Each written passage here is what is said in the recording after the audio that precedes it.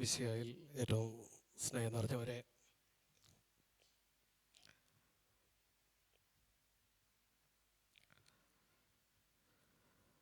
ഞാനിതിനു മുമ്പ് ഈ ദേവാലയത്തിൽ പറഞ്ഞിട്ടുള്ള എൻ്റെ ആദ്യകാലങ്ങളിൽ പറഞ്ഞിട്ടുള്ള ഒരു കഥ വീണ്ടും മനസ്സിൽ ഓർത്തു വരുന്നതാണ്. ദേശാടന പക്ഷികൾ കൂട്ടം കൂടി പറക്കുകയാണ്.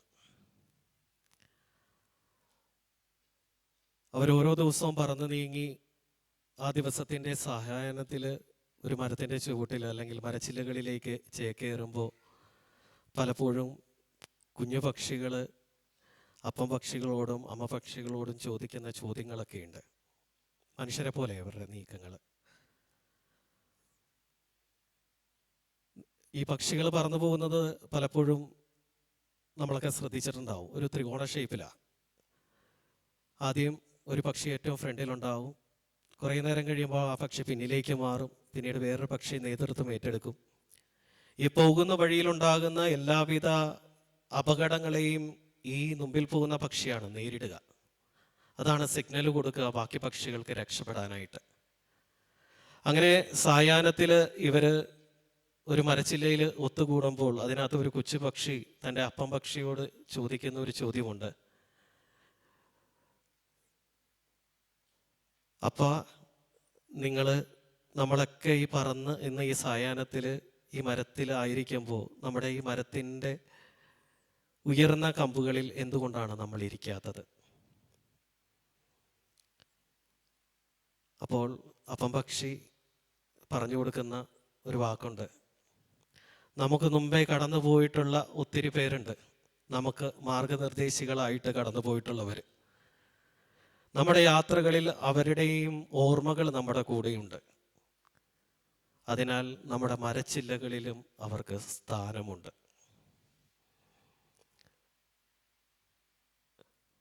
പ്രിയമുള്ളവരെ, ഇന്ന് ആൻഡോ ചേട്ടനെ ഓർക്കുമ്പോൾ പ്രത്യേകിച്ച് അമ്മ ഇവിടെ ഇരിപ്പുണ്ട്, അരിച്ചൻ്റെ വൈഫ് ഷോളി ചേച്ചി ഇരിപ്പുണ്ട്, മക്കള് സെലു ഫ്രാങ്കോ, ബന്ധുക്കൾ എല്ലാവരും തന്നെ ഇവിടെയുണ്ട്.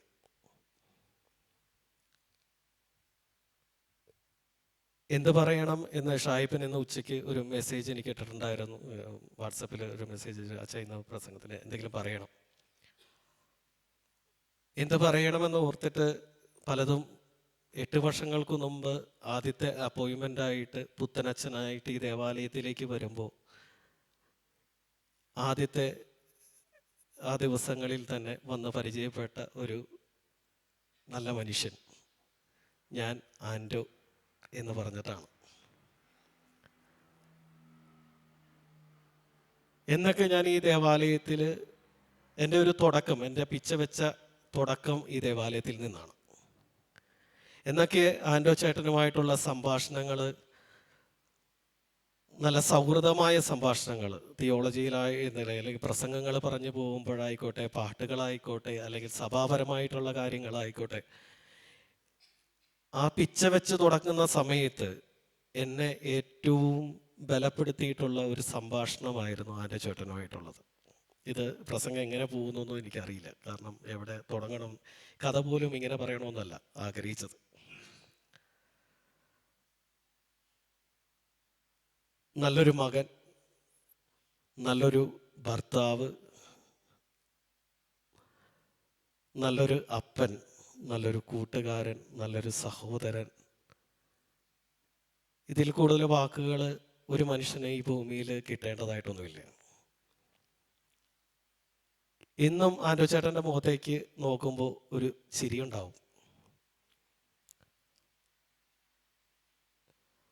ഷായിപ്പിൻ്റെ വീട്ടിൽ ഇരുന്ന് ചായ കുടിക്കുമ്പോഴോ അല്ലെങ്കിൽ വൈകിട്ടിരുന്ന് സംസാരിക്കുന്ന സമയത്തൊക്കെ ആ സൈഡിലെ കസേരകളിൽ ഇരുന്നുകൊണ്ട് ഉള്ള ആ മുഖം പുത്തിയുള്ള ചിരികളും ഒക്കെ മനസ്സിലുണ്ട്.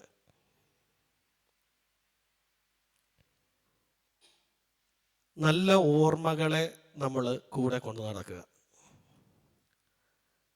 വേദനയുണ്ട്, പെട്ടെന്ന് നമ്മളെ വിട്ടു പോകുമ്പോൾ നെഞ്ചു പിടയുന്ന വേദനയോടുകൂടിയൊക്കെ ഇവിടെ ഇരിപ്പുണ്ടാകാം. പക്ഷേ നമുക്ക് മുമ്പേ പറന്ന് നീങ്ങി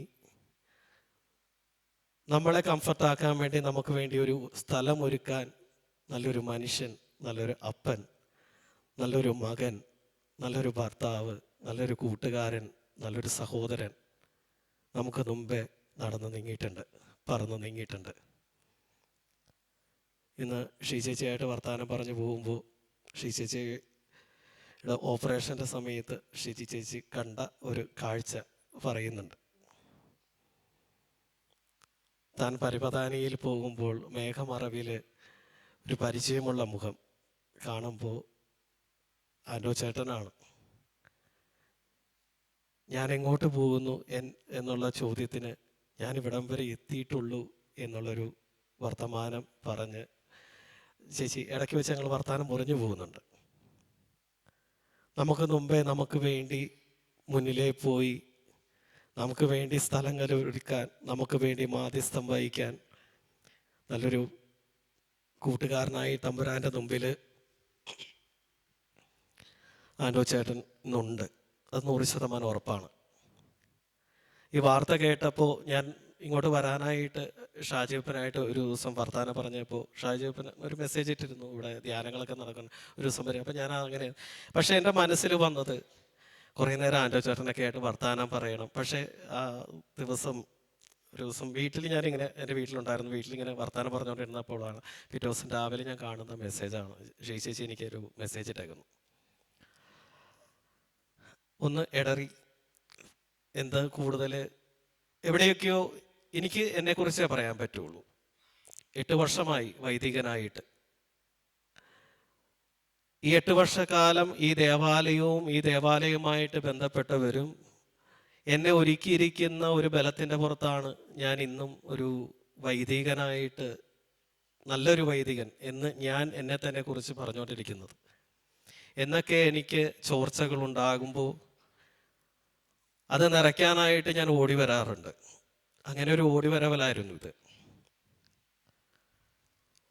എന്നൊക്കെ ഇവിടെ വന്നിട്ടുണ്ടോ ആൻഡോ ചേട്ടൻ്റെ സാന്നിധ്യം, അതൊരു ഭയങ്കര ഒരു ബലമാണ്. വലിയ കാര്യങ്ങളൊന്നും സംസാരിക്കില്ല. ഈ ദേവാലയത്തിൽ ഞങ്ങൾ ഒരുക്കിയിട്ടുള്ള, തമ്പുരാന് വേണ്ടി ഒരുക്കിയ സക്രാരികളും ആ കൂടെ നിന്നുള്ള ചെയ്യലും ഒക്കെ ഇന്നും മനസ്സിലുണ്ട്. ആൻഡോ ചേട്ടൻ നമ്മുടെ ഇടയിൽ നിന്ന് പോയിട്ടുണ്ടെങ്കിലും നമുക്ക് വേണ്ടി തമ്പുരാൻ്റെ മുമ്പിൽ മാധ്യസ്ഥം വഹിക്കാൻ നമുക്ക് മുമ്പേ 5ാമത്തെ സുവിശേഷകനായി, ഇപ്പോൾ വികാരി അച്ഛൻ പറഞ്ഞതുപോലെ 5ാമത്തെ സുവിശേഷകൻ എന്നുള്ള വാക്ക് ഏറ്റവും നല്ല വാക്കാണ്. അതാണ്, അതിനെ ഒന്ന് വിശദീകരിച്ച് പറഞ്ഞതാണ്. ഈ ഭൂമിയിലെ നല്ലൊരു മകൻ, നല്ലൊരു ഭർത്താവ്, നല്ലൊരു അപ്പൻ, നല്ലൊരു സഹോദരൻ, നല്ലൊരു കൂട്ടുകാരൻ, നല്ലൊരു സ്നേഹിതൻ ഈ ഭൂമിയോടും സ്നേഹിച്ച് കടന്നു പോയിട്ടുള്ള മനുഷ്യൻ. നമ്മളൊക്കെ ഈ വിളിയാണ് വിളിക്കപ്പെട്ടിരിക്കുക. നമ്മൾ വേറെ വലിയ കാര്യങ്ങളുടെ പുറകെ പോകുമ്പോഴും നമ്മൾ മറന്നു പോകുന്നതാണ് മനുഷ്യനായിട്ട് ജീവിക്കുക, നല്ലതായിട്ട് ജീവിക്കുക. ഏറ്റവും നല്ല വാക്കാണ് നീതിമാൻ എന്നുള്ള വാക്ക്. നീതിമാനായിട്ട് ഈ ഭൂമിയിൽ കടന്നു പോയിട്ടുള്ള മനുഷ്യൻ. നീതിബോധം എവിടെയാണ് ഉണ്ടാകുന്നത്? ആദ്യം നമ്മളിൽ ഉണ്ടാകണം. അത് കൃത്യമായിട്ട് ജീവിതത്തിൽ കാത്തു സൂക്ഷിച്ച് ജീവിക്കാൻ, അതിനെ മനഃപൂർവ്വം ജീവിക്കാൻ ശ്രമിച്ച മനുഷ്യനാണ്. അത് പലപ്പോഴും ആ വാക്കുകളിലും ജീവിതത്തിലും കണ്ടിട്ടുണ്ട്. നീതിബോധമായ ജീവിതം മുകളിലേക്കും എൻ്റെ ചുറ്റുപാടിലേക്കും, ദൈവത്തോടും എൻ്റെ ചുറ്റുപാടും എന്നെ ഏൽപ്പിച്ചിരിക്കുന്നവരോടും ഞാനായിരിക്കുന്ന സാഹചര്യങ്ങളോടും നീതിപൂർവം ജീവിക്കുക എന്ന് പറയുക. പലപ്പോഴും അമ്മച്ചിയെയും കൊണ്ട് കുമ്പസാരിപ്പിക്കാനായിട്ട് ഈ ദേവാലയത്തിലേക്ക് വരുന്ന ആൻഡോ ചേട്ടനെ ഞാൻ കണ്ടിട്ടുണ്ട്. ഇവിടെ ആയിരുന്ന സമയത്ത് എൻ്റെ അടുത്ത് വന്ന് കുമ്പസാരിക്കുമ്പോൾ ഇങ്ങനെയൊക്കെ കുമ്പസാരിക്കാൻ പറ്റുമോ എന്ന് ഞാൻ ചിന്തിച്ചിട്ടുണ്ട്. ജീവിതത്തിൽ പലപ്പോഴും പഠിച്ചിരുന്ന പുസ്തകങ്ങളെയും അല്ലെങ്കിൽ ചിന്തിച്ചിരുന്ന കാര്യങ്ങളെയൊക്കെ ഒന്ന് മറിച്ച് ചിന്തിക്കാനായിട്ട് എന്നെ പഠിപ്പിച്ച മനുഷ്യരിൽ ഒരാളാണ് ആൻഡോ ചേട്ടൻ. പ്രിയമുള്ളവരെ, വേദനകളുണ്ട് കേൾക്കുമ്പോൾ, അല്ലെങ്കിൽ വെട്ടിപ്പിരിഞ്ഞു പോയതിൻ്റെ വേദനകൾ നമുക്കുണ്ടാകാം. വേദനകൾ നമുക്ക് ആവശ്യമാണ് മുന്നോട്ട് പോകാൻ. പക്ഷെ ആ വേദനകളിൽ കുടുക്കിക്കിടക്കാതെ ചെയ്ത നന്മകളെ ഏറ്റവും കൂടുതൽ ഓർത്തുകൊണ്ട് അതിനെ ചേർത്ത് നെഞ്ചോട് ചേർത്ത് പിടിച്ച് മുന്നോട്ട് പോകാൻ നമുക്ക് സാധിക്കട്ടെ. ഈ കുഞ്ഞുങ്ങളെ രണ്ടുപേരെയും ആരോചേട്ടൻ കൊണ്ടു നടന്ന രീതികൾ ഒരു കൂട്ടുകാരനെ പോലെയാണ്. പലപ്പോഴും എൻ്റെ പ്രസംഗങ്ങളിലൊക്കെ ചിലപ്പോഴൊക്കെ ആൻഡോ ചേട്ടൻ വരാറുണ്ട്. പലപ്പോഴും ആശ്രമത്തിൽ അവിടെ ഫാമിലിക്കൊക്കെ റിട്രീറ്റ് കൊടുക്കുമ്പോൾ കുഞ്ഞുങ്ങളോട് എങ്ങനെയായിരിക്കണം, ഒരപ്പൻ എങ്ങനെയായിരിക്കണം, കൂട്ടുകാരനെ പോലെ ആയിരിക്കണം, ചില സ്ഥലങ്ങളിൽ സഹപാഠിയെ പോലെ ആകണം, ചില സ്ഥലങ്ങളിൽ അവർക്ക് അനിയനെ പോലെ ആകണം, ചില സ്ഥലങ്ങളിൽ അപ്പനാകണം. അത് ശരിക്കും കണ്ടേക്കുന്നത് നമ്മൾ പലപ്പോഴും വാക്കുകളിൽ നിന്നപ്പോഴും ഞാൻ കണ്ടത് ആൻഡോ ചേട്ടനിലാണ്. അത് പലപ്പോഴും എനിക്ക് ആൻഡോ ചേട്ടൻ്റെ വാക്കുകൾ അല്ലെങ്കിൽ ആ ശൈലി പലരോടും സംസാരത്തിൽ ഞാൻ പലപ്പോഴും ഉപയോഗിച്ചിട്ടുണ്ട്. പലതും എൻ്റെ ഉള്ളിൽ കടന്നു വരുന്നുണ്ട്. എന്തൊക്കെ കയ്യിൽ നിന്ന് പോകുമെന്നുള്ള ഒരു അവസ്ഥയുണ്ട്, പിടിച്ചു നിൽക്കുന്നതാണ്. നല്ല ഓർമ്മകൾ എപ്പോഴും ജീവിതത്തിൽ എപ്പോഴും ഒരു കല്ലായിട്ട് അല്ലെങ്കിൽ നമ്മൾ തടയണം. ആ കല്ലിൽ തട്ടുമ്പോൾ ചെറിയൊരു മുറിവുണ്ടാകണം. ആ മുറിവിൽ നിന്നുണ്ടാകുന്ന ആ ചോര കൊണ്ട് വേണം നമ്മൾ മറ്റുള്ളവനെ, ഒരു സ്നേഹത്തിനൊക്കെ ഒരു ചോരപ്പൊടിപ്പുണ്ട്. തമ്പുരാൻ നമ്മളെ സ്നേഹിച്ചിട്ടുണ്ടെങ്കിൽ അവൻ തൻ്റെ ചോര തന്നിട്ടാണ് നമ്മളെ സ്നേഹിച്ച്. അവൻ്റെ ചങ്കിലെ അവസാന തുള്ളി രക്തം പോലും നമുക്ക് വേണ്ടി തന്നിട്ടുണ്ട്. ഓരോ സ്നേഹത്തിനും രക്തച്ചൊരിച്ചിലുകളുണ്ട്.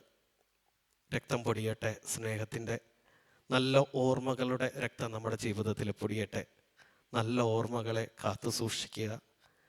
ഈ ഭൂമിയിലെ ജീവിതത്തിൽ നമ്മളൊക്കെ മനുഷ്യരാണ്. എന്തെങ്കിലുമൊക്കെ വീഴ്ചകളുണ്ടെങ്കിൽ തമ്പുരാനെ നീ പുറത്ത് നിൻ്റെ സ്വർഗ സൗഭാഗ്യത്തിൽ ഞങ്ങൾ ആൻഡോ ചേട്ടനെയും ചേർക്കണേ. നിത്യം പിതാവും പുത്രനും പരിശുദ്ധാത്മാവുമായ സർവേശ്വര എന്നേക്കും.